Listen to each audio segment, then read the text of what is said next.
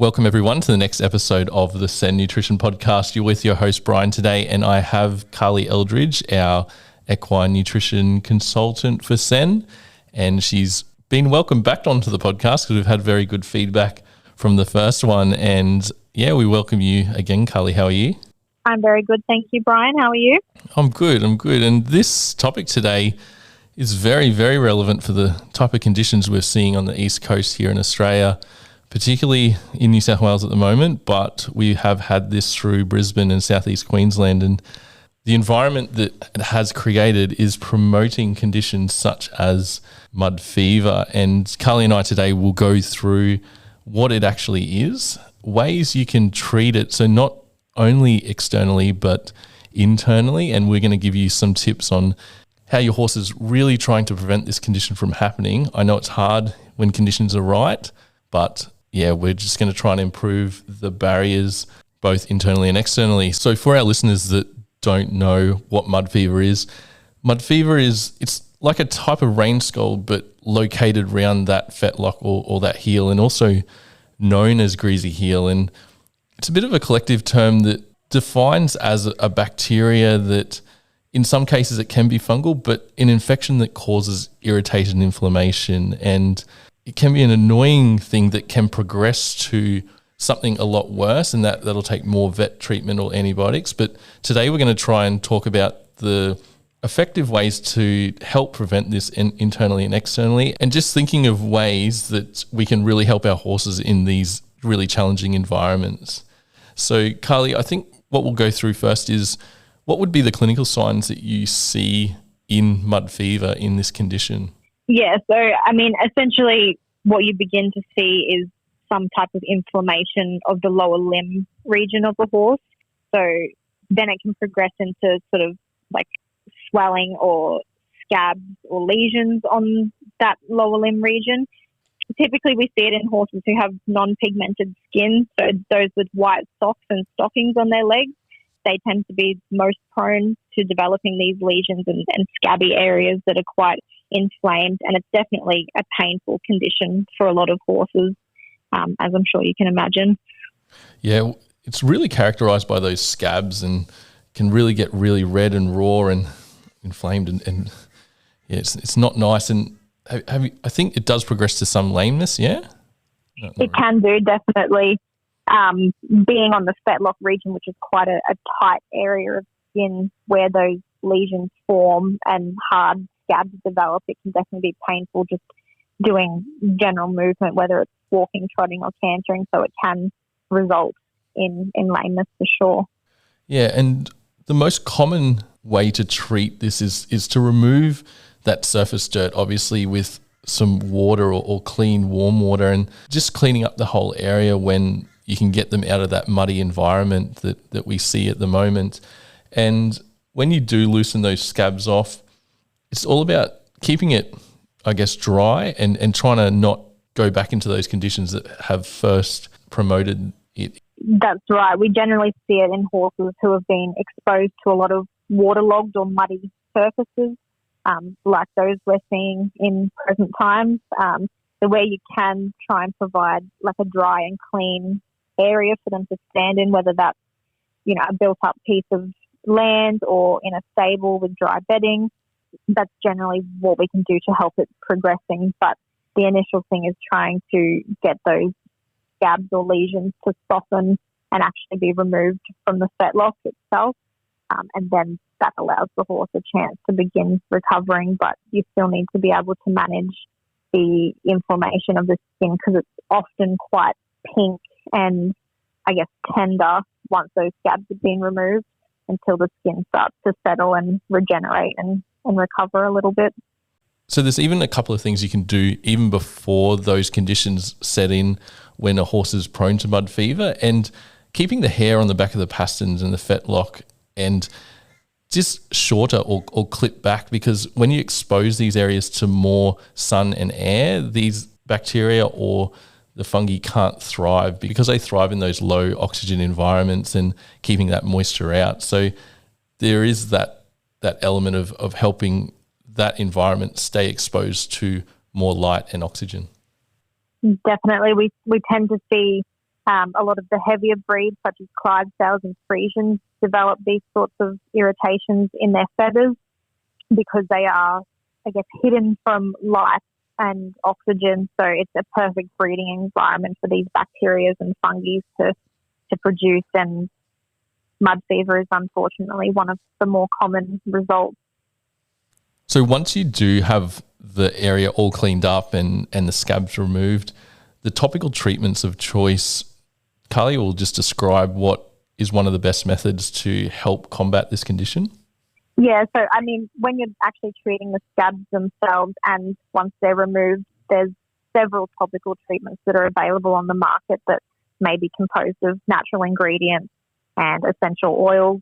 For me, one of the most cost-effective and useful products to use are just zinc-based creams, such as your pseudo cream or nappy rash cream. It's not specifically marketed for horses at all, but it does tend to do the trick.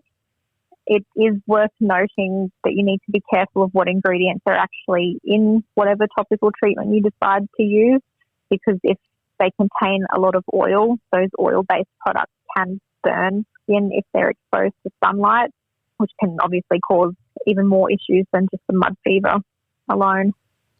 Yeah, that's really good advice. And it's one of those things that are really effective on the outside, but what we have to look for now is how can we help the horse from the inside nutrition-wise? And Karly did write an article that will go on our website. It describes mud fever, but also we go through the common ways to combat this internally through the pathways of the immune system and also those inflammatory pathways. So what we'll do is we'll go through the bacteria, but also the molds and fungi that can produce the mycotoxins. Yeah, so as the old saying goes, prevention is always better than a cure. One of the largest contributing issues for mud fever or photosensitivity, greasy heel, brain scald, all of those in infection type health problems are mycotoxins, which at the moment are probably rife throughout all of southeast Queensland and New South Wales, given there's perfect conditions for them to accumulate. They are quite often found in pasture and hay sources. They can be actively growing, or if they're just stored in favourable conditions, mycotoxins can actually produce and accumulate even if they're stored inside your shed. So those mycotoxins they're harmful molds and fungi that infect the horse and leave these skin lesions as a result. So to combat mycotoxicosis, which is the technical term for when a horse has been affected by mycotoxins, is to feed a mycotoxin binder. And they're really effective. There's a lot of research that's gone into some particular types of toxin binders, and there are a couple that have been proven to not bind with other nutrients, medications, wormers, whereas there are some circulating that do actually bind with these nutrients, so they need to be fed in a separate meal to your vitamins and minerals or medications and wormers. Yeah, that's pretty important with the mycotoxin binders on the market. And the Sen Extra Balance, we'll just give a self-plug here. We include two types that don't bind nutrients when fed alongside your feed. So when combined that with the live probiotics and the other digestive support, it's a good all-round supplement for that mud fever. Absolutely. Feeding a toxin binder, and then you add those additional digestive goodies which are going to support the gut microbiome as well as immune health. That's a really important part of preventing this condition from developing in the first place. And if it does happen to develop, which is inevitable in some cases, it's going to give your horse the best chance possible to be able to actually combat the symptoms and recover from them as quickly as possible. Yeah, 100% agree, Karly. 70% of the horse's immune system is in that gut, that whole microbiome area. So getting that in the very best of its health is going to really help that immune system cope and be on the forefront, even if they do suffer from the condition all the time, that you know that you're supporting the pathways there so they can combat it easy and hopefully recover quicker and hopefully prevent it in the future. So that's one aspect of the internal way of helping this condition through a good mycotoxin binder. Is there another one that we can let our listeners know, Karly? Definitely taking into account your horse's vitamin and mineral balance. will impact their digestive and immune health, ensuring they're receiving the correct mineral supplementation, they're receiving the correct balance of essential fatty acids, they're receiving enough fibre in their diet. Those are all really important things that will affect how they are able to respond and recover from these issues. A good example of that is the trace mineral zinc. It's really important for skin, coat and hoof health. So a deficiency of that can actually promote a dry and thickened skin in itself. So you can imagine pairing that with mycotoxins can definitely cause an outbreak of mud fever or other skin infections and irritations where there may be that zinc deficiency in the diet. Yeah, zinc is really, really important in the immune system. Many pathways rely on it to work properly. But here at Sen, obviously you've heard of our Sen CF50, the Sen grain-free. They both contain high amounts of zinc that are in chelated forms. That means it can be absorbed or utilised better by the horse. It's not competing against copper or iron or other trace minerals to be absorbed. And when you look at how the pathways work in the immune system, giving all that support, as Karly said, through good quality trace mineral profiles is one of the boxes to tick to help it function properly. Another vitamin we do mention in the article, Karly, is vitamin E. If you want to expand on that one. Yeah, definitely. The vitamin E is another really important one, and that's generally abundant in your good quality and green pasture. That may be limited in current times and weather events, so it can be important to supplement that to ensure horses' nutritional requirements are being met. Symptoms of a vitamin E deficiency, that can include swelling, stiff gait, muscle weaknesses, and it can also affect skin health and the ability to combat inflammation. So that's another really important vitamin to take into account.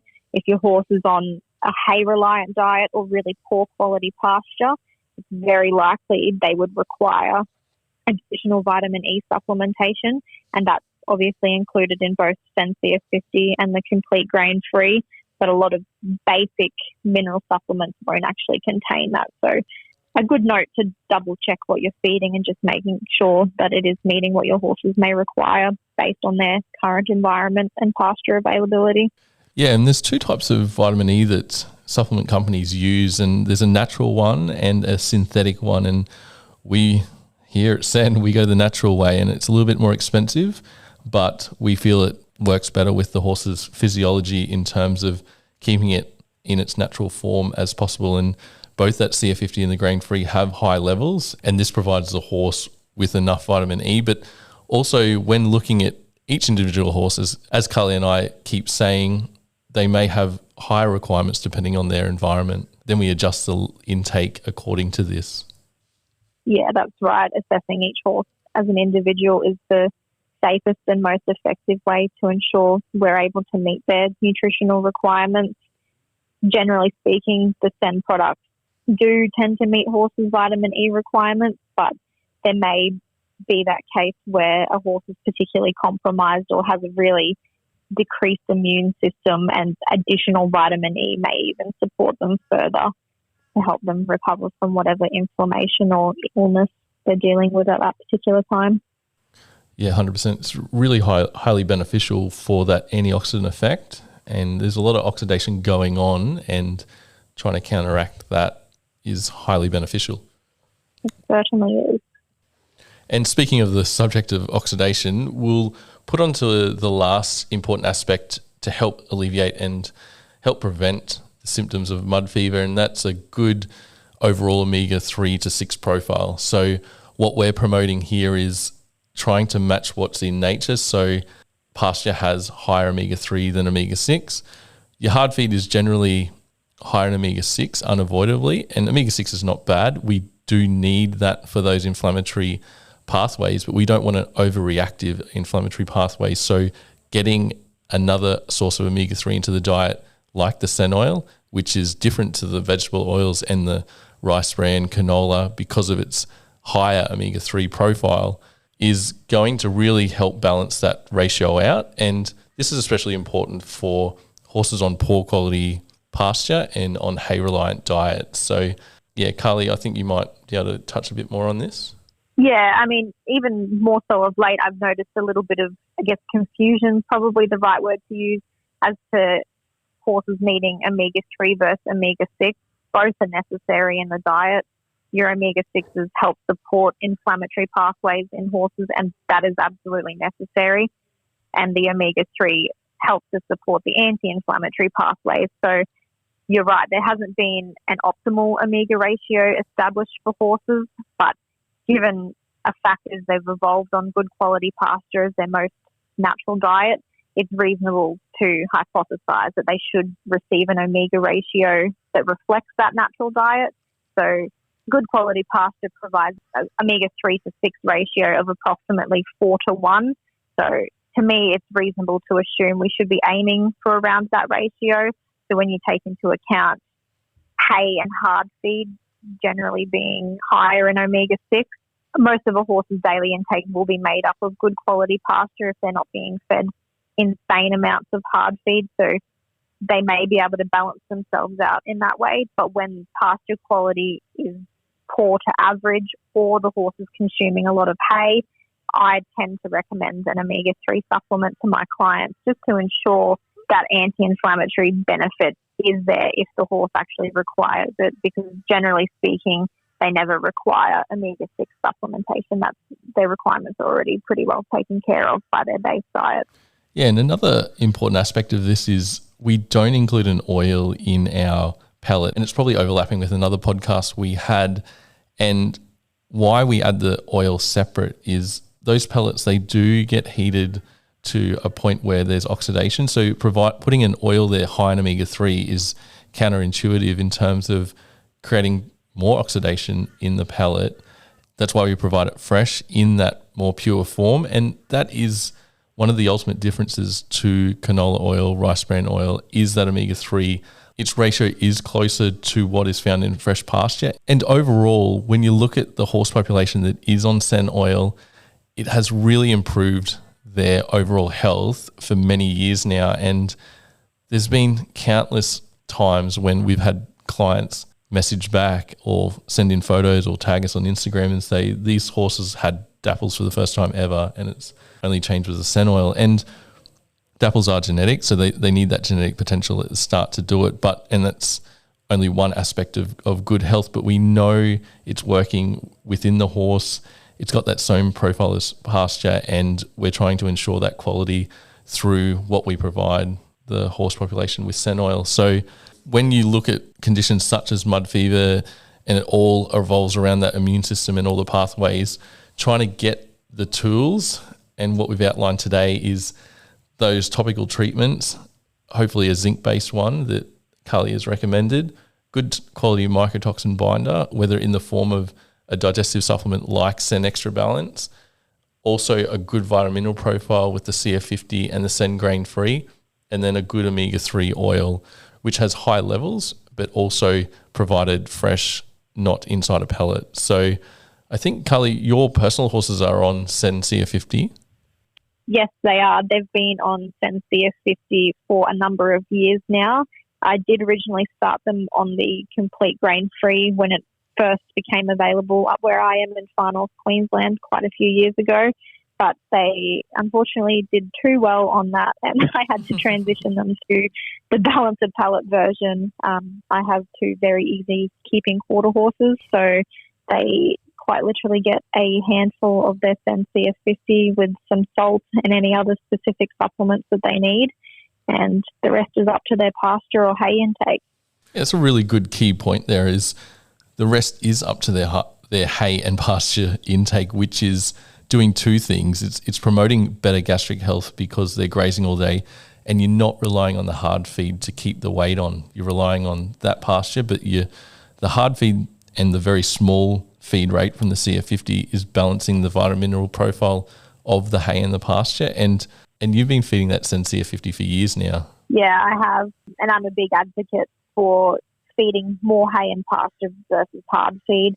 For horses who require weight gain, I mean, a more calorie-dense hard feed with something like the Sen Loosen pellet or another concentrated fibre source can definitely be beneficial. but for the most part, their dietary intake should be made up of long-stemmed roughage. It's the best thing we can do for their digestive health and promoting good fermentation in the hindgut, but it's also the best thing we can do for mental stimulation. That's just what they're designed to do, is have their head down and grazing on pasture. That is how they are designed to spend most of their time throughout the day. So I'm a big advocate for feeding horses that way, and only hard feeding to correct those nutrient shortfalls that may be in a base diet, providing a little bit of salt so we can ensure their thirst reflex is being triggered, and then additional supplements, whether that's a calcium supplement to offset high oxalate pasture, or a joint supplement because the horse needs a little bit of additional joint support as the individual horse requires them, are perfectly fine. But for the most part, small and effective hard feeds are the best thing you can do, and leave the rest up to their pasture, which is generally a lot cheaper to feed that way. Yeah, no, we 100% agree, Karly. So with mud fever, let's do that final wrap up of this subject. And I think the main thing is learn to try and spot it as early as you can. If you know your horse is prone to it, obviously the conditions, if storms or floods creep up really quickly, it's hard to manage the horse. But if you get on top of it early, internally and externally, trying to provide those barriers and helping support the systems that help fight it internally, then you're going to be on the forefront of it. And then hopefully it's only a minor condition if your horse does progress to it. And hopefully then you don't need to get intervention, which will lead down the antibiotic way. So what we're trying to do is support all the systems, and then hopefully we won't have that condition developing. So is there any final words, Karly, about mud fever? Yeah, I guess just reiterating what you've just said, Bryan, and making it known that prevention really is better than a cure. Identifying even what pasture species your horse may have available to them. So if they're grazing on your ryegrasses or your paspalum, which are very well known to be mycotoxin harbouring species, keep that in your mind, that they can contribute to your mud fever and your fungal skin infection. So it's probably worth having your horse on a toxin binder at minimum if they do have access to those pasture species.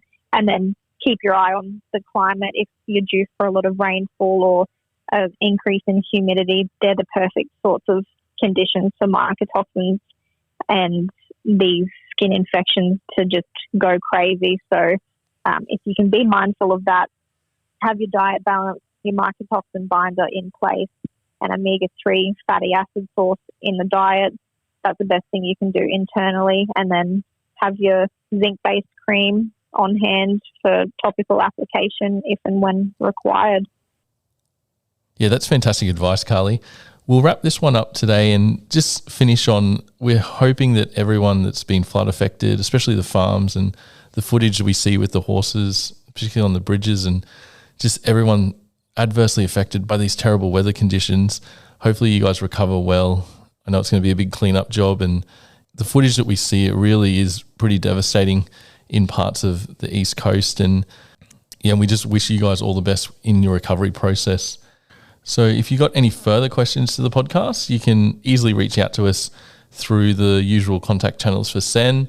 You can also access our free diet analysis, which Karly will give you a really good in-depth view on your diet and just ways to improve that nutrient profile. And if you have any topics for Karly and I to discuss in the future, or any articles, which an article will be paired up with this when it's released. And yeah, feel free to just drop us a line through the social medias or on our contact page through our website. So yeah, I'll see you again, Karly, and thanks very much for coming on again. That sounds great to me, Bryan. You have a good rest of your week as well, and thank you very much for having me on again. Thanks, Karly. Cheers, guys.